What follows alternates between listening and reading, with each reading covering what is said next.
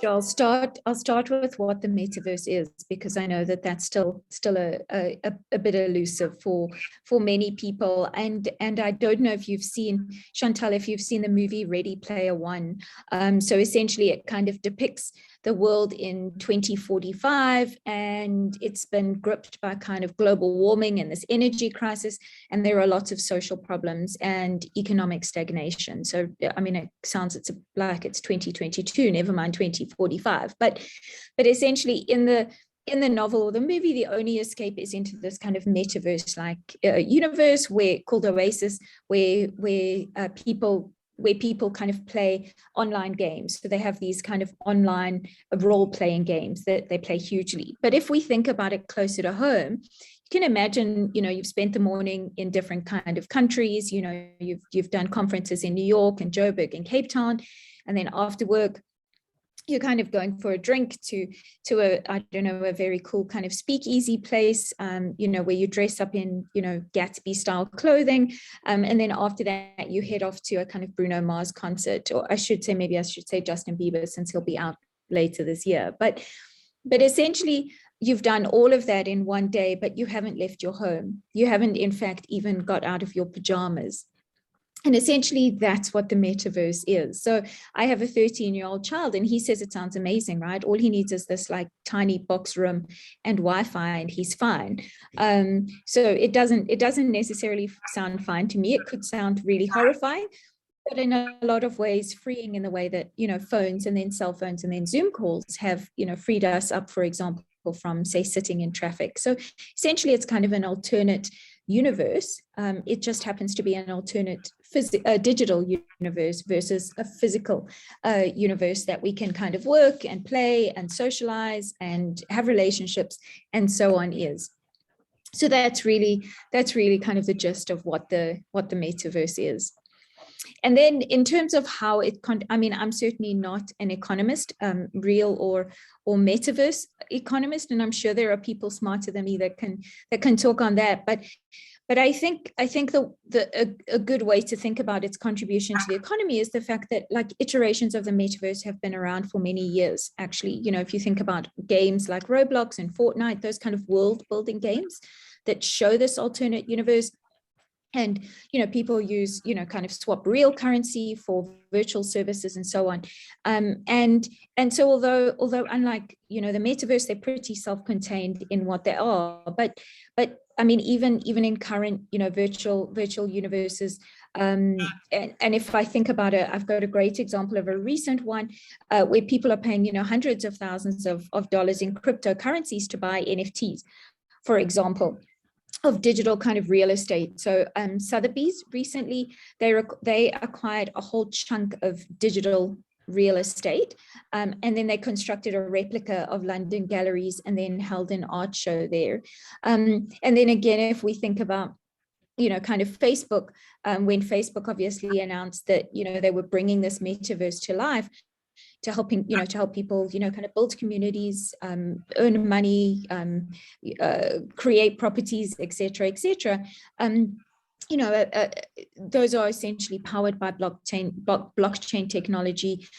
So certainly these are all billion-dollar, kind of industries in terms of blockchain, NFT, these kind of world-building games. So already in some ways, these various iterations of the metaverse have contributed hugely to the economy even now.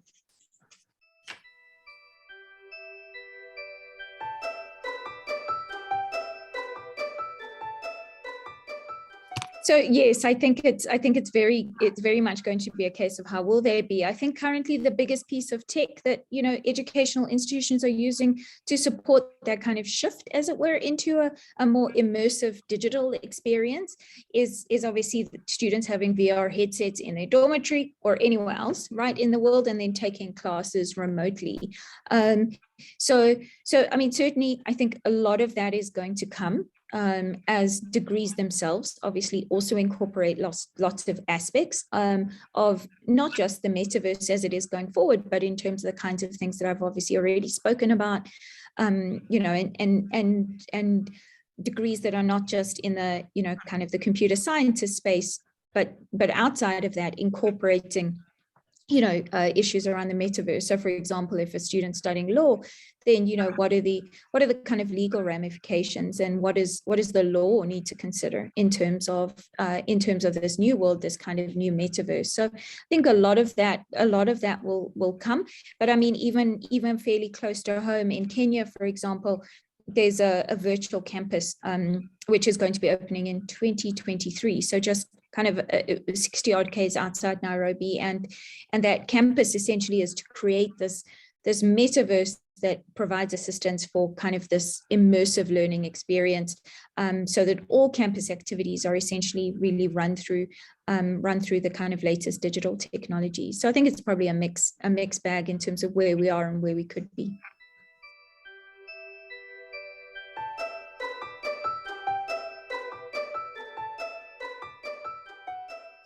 I think interestingly, the kind of COVID pandemic has helped us see many of the advantages here. So in some ways kind of sped up the development, I suppose, of the metaverse. So obviously all of that got a huge push, prompting, people working from home, students, doing online learning, working at home as well.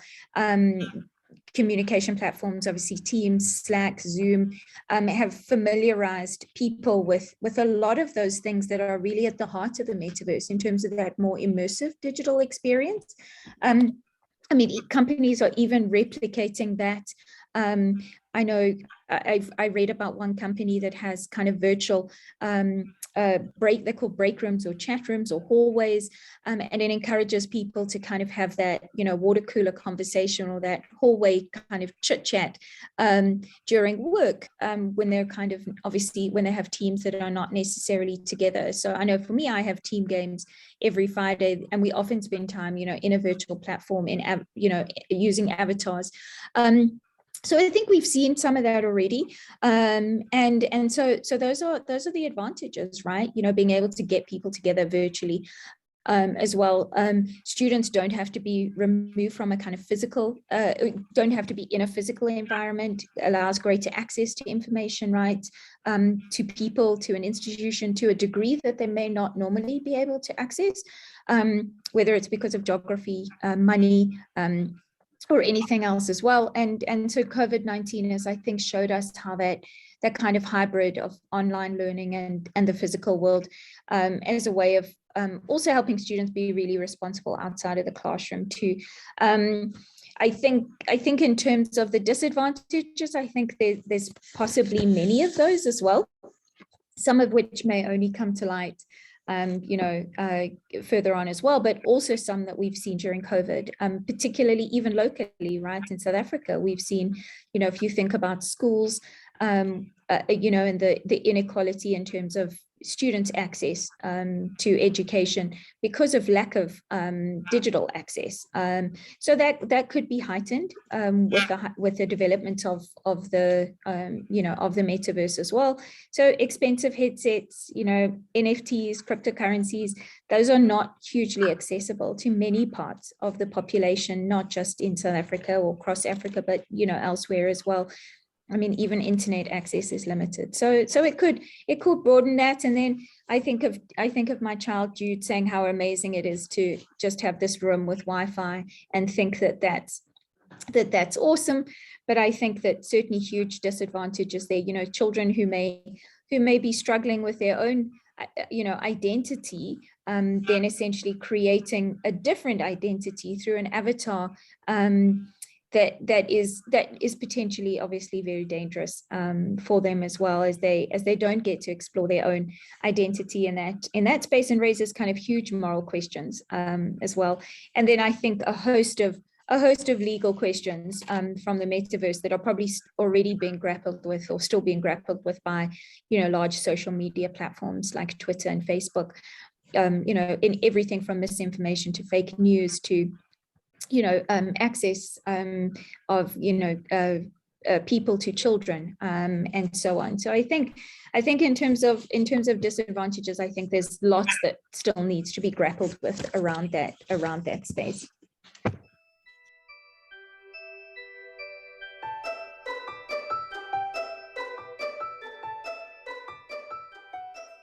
Sure. I mean, I think with artificial intelligence and virtual reality, right, as the kind of core technologies of the metaverse, I think certainly building knowledge in those particular areas is really good for students.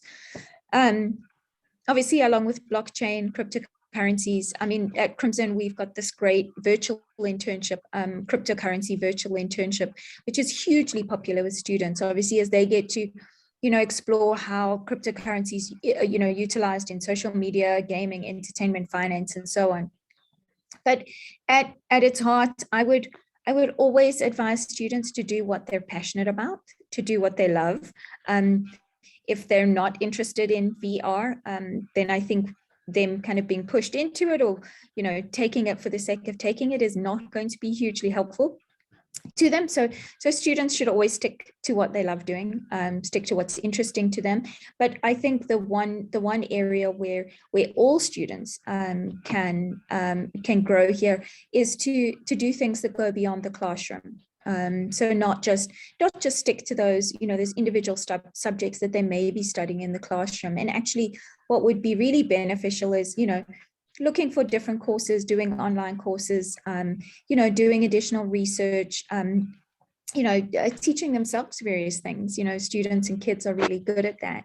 Thinking of the problems they want to solve, thinking of if they want to kind of learn coding, that they can kind of self-teach themselves some of that as well, because for many students, they're able to access that online as well. So even, what I described, get some work experience, virtual or otherwise. So I think it's more about, I would advise students to always stick with what they love doing, but also to get out the classroom a little bit more and make sure that they're covering things that are not necessarily covered in a school curriculum.